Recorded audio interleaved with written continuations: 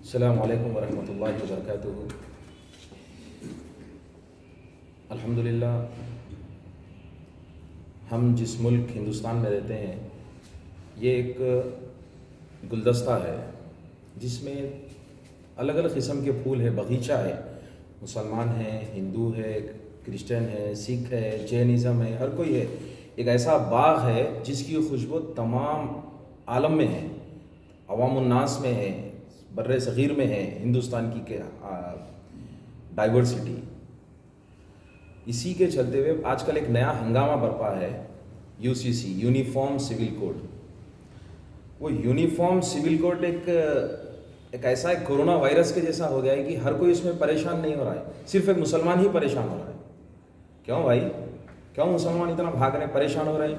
उन्हें बुला रहा है, ये कर रहा है, उन्हें क्या करना है, क्या होने का है, ये परेशानी है, वो परेशानी है।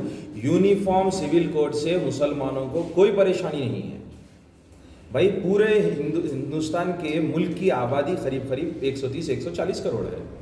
हम हैं 12 से 14%। अगर आप ऑन एन एवरेज पकड़ लेंगे तो 12 से 15 करोड़ हमारी आबादी है माइनॉरिटीज़ की। 12 से 15 करोड़ की माइनॉरिटी को जो है ना ज़्यादा नुकसान होगा, तो बची भी 120-125 करोड़ को ज़्यादा नुकसान है। और वैसे भी यूनिफॉर्म सिविल कोड को जो नरेंद्र मोदी ने ऑस्ट्रेलिया में जाके राख खींच खींच कर जो बात किए हैं ना कि ऐसा करेंगे वैसा करेंगे, यूनिफॉर्म सिविल कोड तुम लाओगे क्या, तुमको नहीं मालूम है? तुमको यूनिफॉर्म सिविल कोड का सही तरीके से अगर मतलब पूछा जाए तो तुमको नहीं मालूम है नरेंद्र मोदी। तुम बैठे हुए हो सिर्फ, तुमको ये करना है, ये करना है बोलने पर। ज़रा सोचो कि यूनिफॉर्म सिविल कोड का नुकसान सबसे ज़्यादा अगर किसी को होगा तो नॉन मुस्लिम को होगा, जिसमें मेरे SC, ST, BC ये सारे भाई आते हैं। और सबसे ज़्यादा नुकसान तो शेड्यूल ट्राइब को है, आदिवासियों को है। और आप एकता, एक समानता, एक जैसी यूनिफॉर्मिटी अगर आपको फॉर्म करना है, uniformity should be justified in every manner.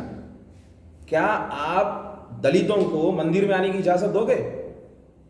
नहीं दोगे। अगर आप इस तरह खाली दलित, हम अगर दलित की आवाज़ उठा दे कि भाई यूनिफॉर्मिटी के हिसाब से, एक जैसे के हिसाब से, क्योंकि कॉमन सिविल कोड में और यूनिफॉर्म सिविल कोड में बहुत डिफरेंस है।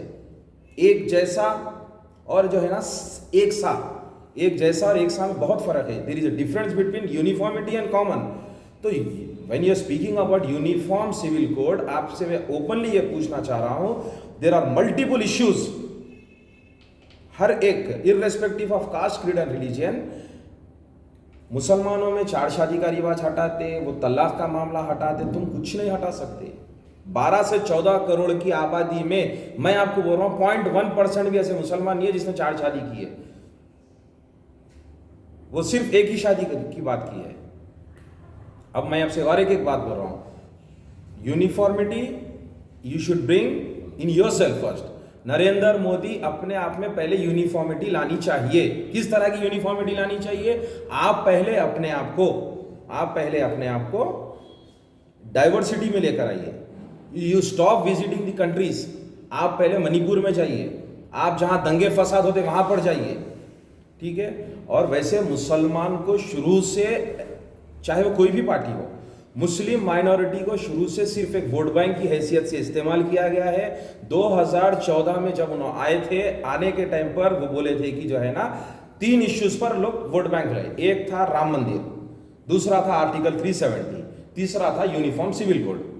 अब आर्टिकल 370 उन्होंने लेकर आए 2014 में। उन्होंने सबसे पहले राम मंदिर लेकर आए। 2014 में राम मंदिर के इश्यू पे उठाए, राम मंदिर लेकर आ गए, ठीक है। 2019 के इलेक्शन में आर्टिकल 370 का इश्यू उठाए, उसको लेकर आए, ठीक है, उसमें कामयाब हो गए। उससे मुसलमानों को कुछ फर्क नहीं पड़ा, कुछ फर्क नहीं पड़ा। हमारे सो कॉल्ड सेक्युलर लीडर्स, हमारे सो कॉल्ड मुस्लिम लीडर्स, मुस्लिम माइनॉरिटी के वोट बैंक को यूज करने के लिए जैसा बीजेपी और RSS Hindu vote bank use करती है, ठीक उसी तरीके से हमारे मुस्लिम लीडर्स मुसलमानों का वोट बैंक इस्तेमाल कर रहे हैं। 2014 में राम मंदिर हो गया, 2019 में जो है ना आपको ये आर्टिकल 370 होगा। अब 2024 के इलेक्शन का इनके पास मुद्दा है यूनिफॉर्म सिविल कोड। मैं तो बोल रहा हूं आप लेकर आओ, और सबसे पहले आपको ही हका लेंगे मेरे हिंदू भाई, यकीन जानिए। हिंदू जो एक्चुअल हिंदूज है, they will kick out this prime minister. Reason behind, सबसे बड़ा इसका नुकसान हिंदू कम्युनिटी को होने वाला है। They have got multiple changes which has to be done. बहुत से चेंजेस है हिंदू माइनॉरिटी में करने के, जो हर उनके बस की बात नहीं है मोदी के। ये सिर्फ एक डाल के छोड़ रहे हैं कि कौन कौन अब यूसीसी के अगेंस्ट आवाज उठाएंगे।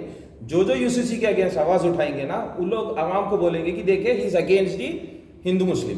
तो मेरी सिर्फ आप लोग से, मुस्लिम माइनॉरिटी से गुजारिश है कि प्लीज खुदा के वास्ते ये सब झमेले में मत पड़िए, ये सब झमेले में मत पड़िए। यूनिफॉर्म सिविल कोड आने से आपका हमारा कोई नुकसान नहीं। हमारा एक दो इश्यू में यूनिफॉर्मिटी आएगी, चेंजेस आएगी।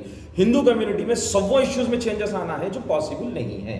तो तमाम मीडिया वालों से भी मेरी गुजारिश है, और बिलखुसूस जो सो कॉल्ड सेक्युलर लीडर्स है, मैं उनसे गुजारिश कर रहा हूँ, लॉ कमीशन ने यूनिफॉर्म सिविल कोड के समर्थन और उसके अगेंस्ट में जो भी है कि आवामुन्नास पब्लिक जो है ना, आप अगेंस्ट में है, मैं फेवर में हूँ। जो व्यू आपको देने का है, लॉ कमीशन ने वो व्यू मांगा है, ठीक है। तो मेरी गुजारिश है तमाम एमपीज, एमएलएस और कॉर्पोरेटर से कि आप जिस तरह से वोट मांगने के लिए घरे घर फिरते हो ना, ठीक उसी तरीके से यूनिफॉर्म सिविल कोड के ऊपर जो लॉ कमीशन ने जो अपना व्यू मांगा है, पब्लिक का जो व्यू मांगा है, उसके लिए आप डोर टू डोर जाइए, वहां पर उनका व्यू लीजिए, then submit that. This is the actual way you can defend the uniform civil code. बस मैं इसी बात पे ख़त्म करता हूँ कि मीडिया वालों से भी गुजारिश है, आप लोग भी अपने तरफ से एक ऐसी प्रेस मीट मीडिया वाले रखिए कि भाई आप लोग भी इसके समर्थन में है या अगेंस्ट में है।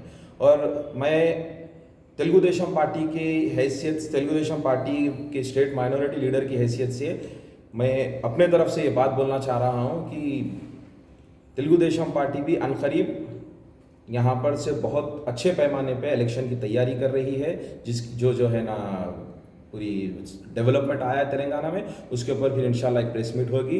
बहुत बहुत शुक्रिया। अस्सलाम वालेकुम।